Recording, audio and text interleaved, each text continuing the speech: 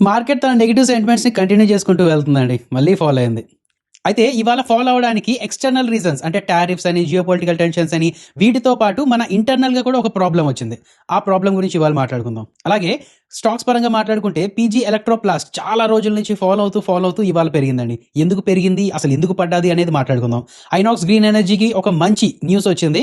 అది ఎందుకు అంత మంచి న్యూస్ అనేది మాట్లాడుకుందాం. అలాగే సుజ్లాన్ అని, ఆర్‌వీఎన్ఎల్ అని, హిండాల్కో అని, హెచ్ఏఎల్ అని ఇవన్నీ రిజల్ట్స్ రిలీజ్ చేయడం జరిగిందండి. ఎక్స్‌పెక్టేషన్స్‌ని మీట్ అయ్యాయా లేదా? ఇంపార్టెంట్ పాయింట్స్ ఏమైనా ఉన్నాయా లేదా? ఏంటనేది మాట్లాడుకుందాం. అండ్ అన్నిటికన్నా ముఖ్యంగా రిటైల్ ఇన్వెస్టర్స్ ఫేస్ చేసే ఎమోషన్స్ గురించి మాట్లాడుకుందాం. చాలా మంది రిటైలర్స్ ఇచ్చే కంప్లైంట్ ఏంటంటే, నేను ఒక స్టాక్ కొనుక్కుంటాను, హోల్డ్ చేసి పెట్టుకుంటాను, అది ఫాలో అవుతుంది లేదంటే అక్కడక్కడే ఉంటుంది. బట్ నేను ఎప్పుడైతే అమ్మానో అప్పటి నుంచి అది పెరగడం మొదలు పెడుతుందండి, అదేం వింత అని అడుగుతుంటారు.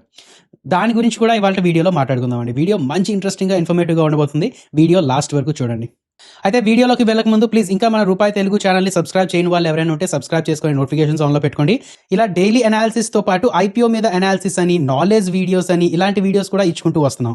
సో స్టాక్ మార్కెట్ రిలేటెడ్‌గా A to Z information and knowledge అనేది మీకు ఇద్దామనే మా ప్లాన్ అండి. సో ప్లీజ్ మీ సైడ్ నుంచి మాకు సపోర్ట్ చేయడానికి ఆ లైక్ అని, షేర్ అని, సబ్స్క్రైబ్ అని చేస్తూ ఉండండి. అండ్ రేపు రీగాల్ రిసోర్సెస్ లిమిటెడ్ అని ఒక ఐపీఓ ఇవాళ ఓపెన్ అయింది కదా! దాని మీద అనాలిసిస్ వీడియో రేపు రిలీజ్ చేస్తామండి మన రూపాయి తెలుగులో. రేపు మార్నింగ్ రిలీజ్ చేస్తాం. మిస్ అవ్వకుండా చూడండి.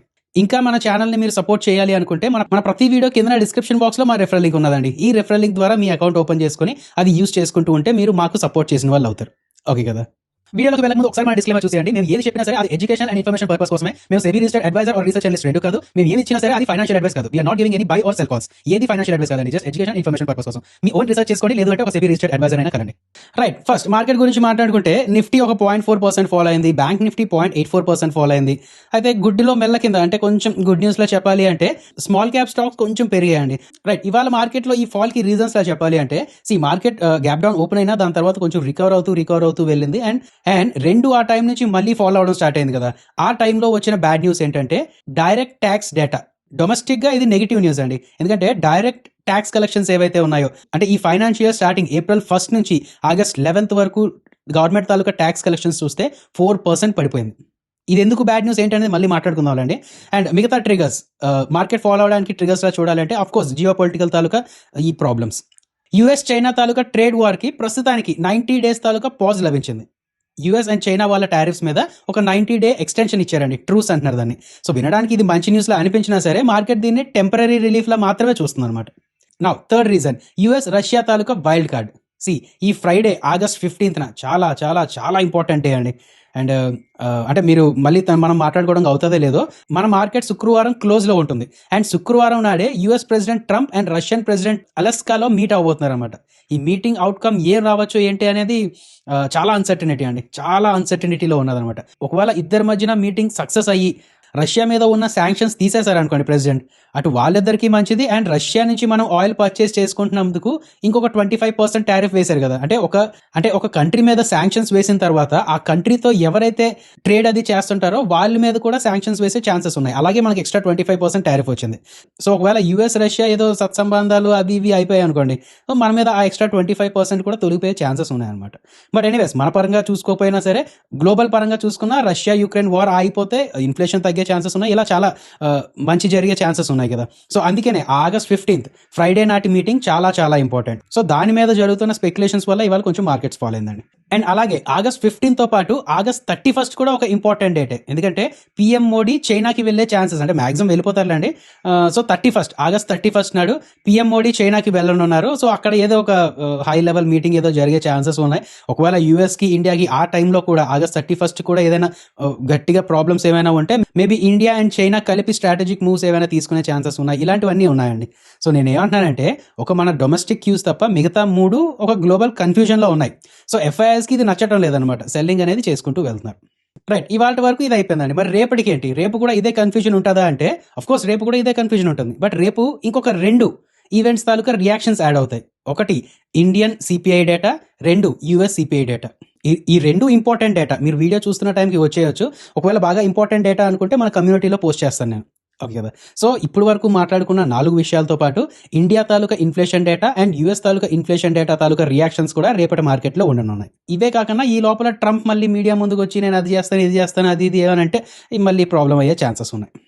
సో ప్రెజెంట్ సిచ్యువేషన్ ఏంటనేది అర్థమైందా లేదా మీకు? నా పీజీ ఎలక్ట్రోప్లాస్ట్ గురించి మాట్లాడుకుందాం. చాలా రోజుల నుంచి బాగా ఫాలో అయిందండి. ఇంచుమించు ఒక 40% అలా క్రాష్ అయిపోయింది ఇది. ఇవాళ కొంచెం మళ్ళీ గ్రీన్‌లోకి వెళ్ళిందన్నమాట. అసలు ఏం జరిగింది ఏంటనేది చెప్పుకోవాలంటే, ఈ పీజీ ఎలక్ట్రోప్లాస్ట్ అనేది ఎలక్ట్రానిక్ మ్యానుఫ్యాక్చరింగ్ సర్వీసెస్ ప్రొవైడర్. చూడండి, స్పెషలైజ్డ్ ఏసీ కాంపోనెంట్స్ అని, PU and powder paint shops అని, పీసీబీ అసెంబ్లీస్ అని ఇలాంటివన్నీ తయారు చేసే ఒక కంపెనీ. ఎండ్ ప్రొడక్ట్స్‌లో చూసినా సరే చూడండి, ఏసీ అని, ఎయిర్ కూలర్ అని, ఆటోమోటివ్ కాంపోనెంట్ అని ఇలాంటివన్నీ ఉన్నాయన్నమాట. వీళ్ళు రీసెంట్‌గా ఎర్నింగ్స్ రిలీజ్ చేయడం జరిగిందండి. చూడండి, రెవెన్యూస్ చూసుకుంటే ఒక 14% అలా పెరిగింది. బట్ ఈ కిందకొస్తే ప్రాఫిట్ ఏదైతే ఉన్నదో ఇది 21% ఫాల్ అయింది. సరే, దానివల్ల 40% పడిపోవాల్సిన అవసరం ఉన్నదా అంటే, వీళ్ళ తాలూకా రెవెన్యూస్ అండ్ ఎబిటా చూడండి, సిఏజీఆర్ చూడండి ఎంతలా పెరుక్కుంటూ వెళ్ళిందో. అండ్ వీళ్ళ తాలూకా పీఈ కూడా చూడండి, ఇది ఇంతలా పడిన తర్వాత 52, బట్ దానికి ముందు చాలా ఎక్కువ ఉన్నట్టే పీఈ. సో ఒక హై గ్రోత్ స్టాక్లా దీన్ని చూశారు, అందుకనే అంత ఎక్కువ పీఈ ఇవ్వడం జరిగింది. అంత ఎక్కువ పీఈ ఇచ్చిన తర్వాత వాళ్ళు ప్రాఫిట్స్లో డిప్ చూపించేసరికి కొంచెం ఒక సగం వరకు ఇన్వెస్టర్స్ నిరాశ చెందారండి. సగం వరకు అని ఎందుకన్నానంటే, ఇంకొక సగం వీళ్ళ తాలూకా గైడెన్స్ నుంచి వచ్చింది. మనం 2-3 రోజుల ముందు కూడా చెప్పుకున్నాం, మార్కెట్ నెంబర్స్ని ఎంతలా చూస్తుందో మేనేజ్మెంట్ తాలూకా కామెంటరీని కూడా అంతలాగే చూస్తుంది అని చెప్పుకున్నాం కదా. వీళ్ళ తాలూకా గ్రోత్ ఒకసారి బాగా చూడండి. వీళ్ళ తాలూకా గ్రోత్లో చూస్తే ప్రతి సంవత్సరం ఏంటంటే ఒక 30% అలా గ్రోత్ ఎక్స్పెక్ట్ చేస్తూ వెళ్ళేవాళ్ళు. బట్ ఇప్పుడు వీళ్ళ తాలూకా గ్రోత్ FY26 తాలూకా ఎక్స్పెక్టేషన్ జస్ట్ 17-19% అంటున్నారు. అలాగే నెట్ ప్రాఫిట్ తాలూకా గైడెన్స్ కూడా ముందు 400 crores అలా అనుకున్నారు, బట్ ఇప్పుడు 300 నుంచి 310 crores మాత్రమే వచ్చేటట్టు ఉన్నది అని అంటున్నారండి. సో మేనేజ్మెంట్ ఇచ్చిన ఈ గైడెన్స్ వల్ల మార్కెట్ డిసప్పాయింట్ అయిందండి. మేము ఇంత పీఈ ఇచ్చాం, ఇంత గ్రోత్ స్టాక్ అనుకున్నాం, బట్ ఇలా గైడెన్స్ కట్ చేసుకుంటే కష్టమే కదా అన్నట్టు మార్కెట్ అంతలా ఫాలో అయింది. నా మేనేజ్మెంట్ అనడం ఏంటంటే, ఏప్రిల్ వరకు 70% అలా ఏసీ సేల్స్ పెరిగాయి, బట్ జూన్ టు జూలై ఏంటంటే ఒక 70% ఆఫ్ ద ఆర్డర్ క్యాన్సిల్ అయిపోయి, అది మాకు బిగ్ షాక్ వచ్చింది. సో దానివల్ల ఏంటంటే అక్టోబర్ నవంబర్కి ఆ టైంకి ఇన్వెంటరీ పైలప్ అయిపోయింది. సో ఇప్పుడు ఏంటంటే కొత్తగా మేము ప్రొడక్షన్ చేయడం కన్నా ఉన్న ప్రొడక్షన్ అంటే ఉన్న ఇన్వెంటరీని క్లియర్ చేసే ప్లాన్లో ఉన్నాము అని చెప్పి అంటున్నారు అనమాట.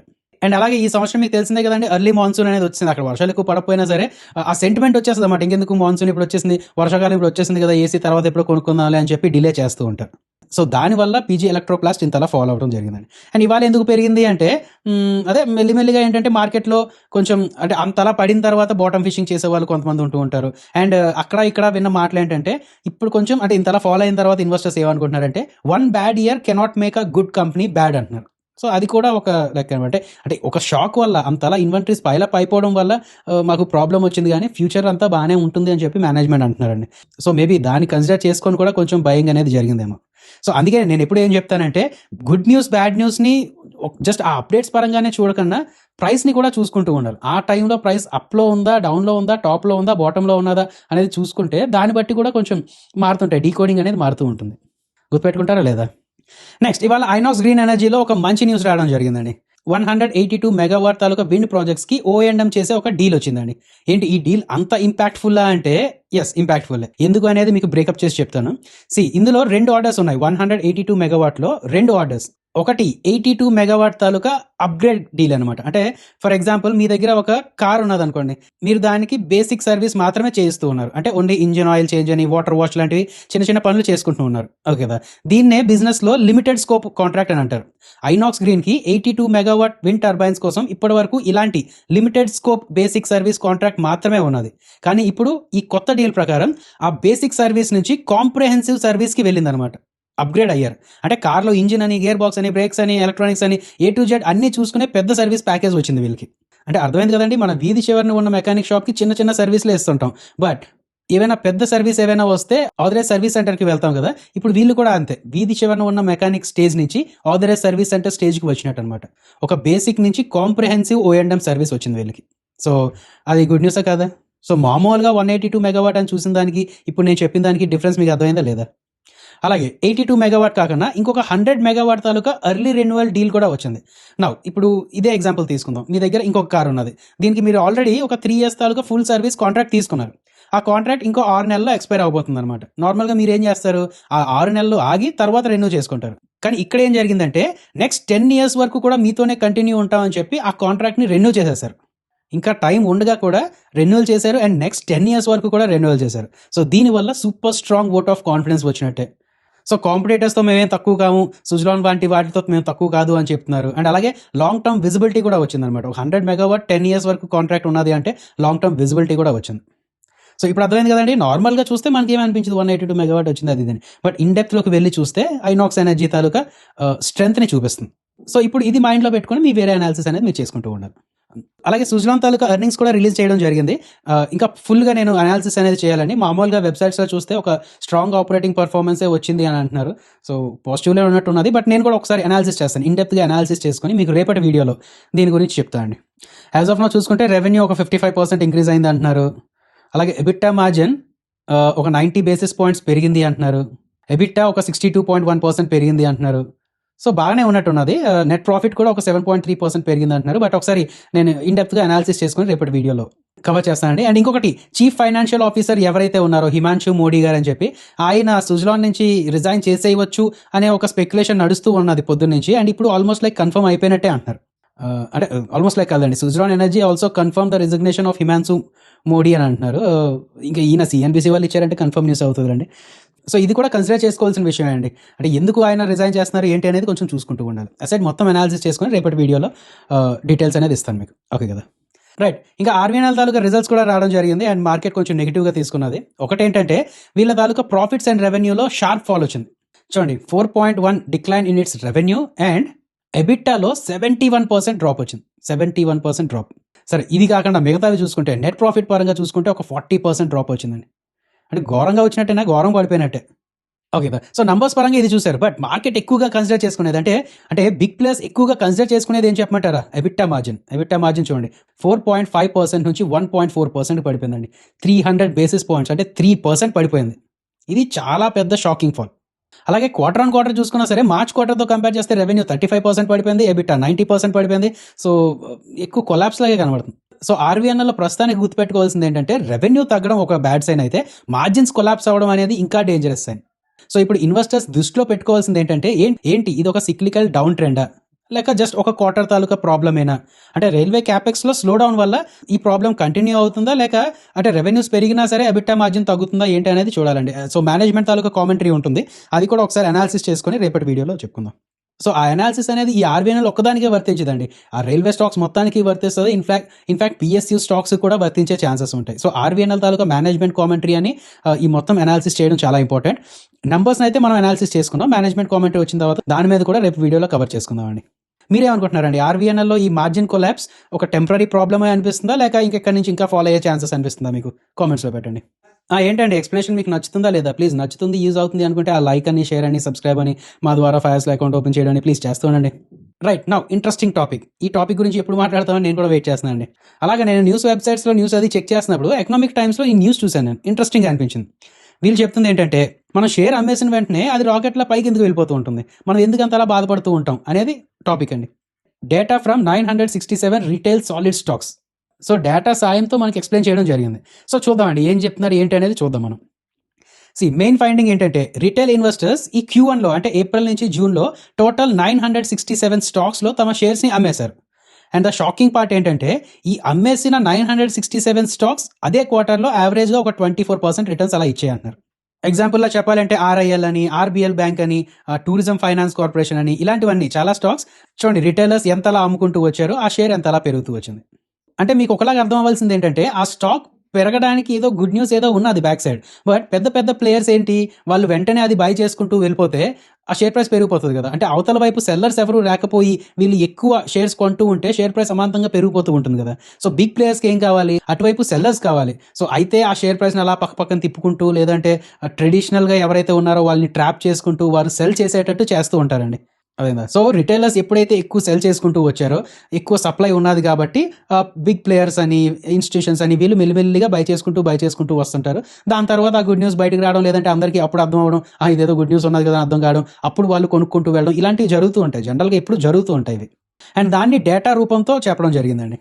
సో రిటైల్ ఇన్వెస్టర్స్ ఇలా ఎందుకు చేస్తూ ఉంటారు అనే దానికి ఎక్స్పర్ట్స్ కొన్ని రీజన్స్ చెప్పారు. ఒకటి ఫియర్ అండ్ వాలటిలిటీ. సో Q1లో ట్రంప్ టారిఫ్స్ అని, జియోపొలిటికల్ టెన్షన్స్ అని వీటి వల్ల ఏంటంటే మార్కెట్ చాలా వాలటైల్గా ఉంది కదా.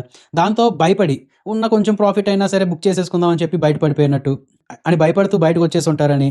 అలాగే చేసింగ్ మొమెంటమ్. ఇంకో ఎక్స్పర్ట్ ఏమంటున్నారంటే రిటైల్ ఇన్వెస్టర్స్ ఒక స్టాక్ పెరుగుతుంది అని చూసి ఆ ఫోమోతో అయ్యో పెరిగిపోతుంది అని చెప్పి ఎంటర్ అవుతారు. సో ఆల్మోస్ట్ లైక్ లాస్ట్లో ఎంటర్ అవుతారు వాళ్ళు. అప్పటికే ఆ స్టాక్ చాలా పెరిగిపోయి ఉంటుంది.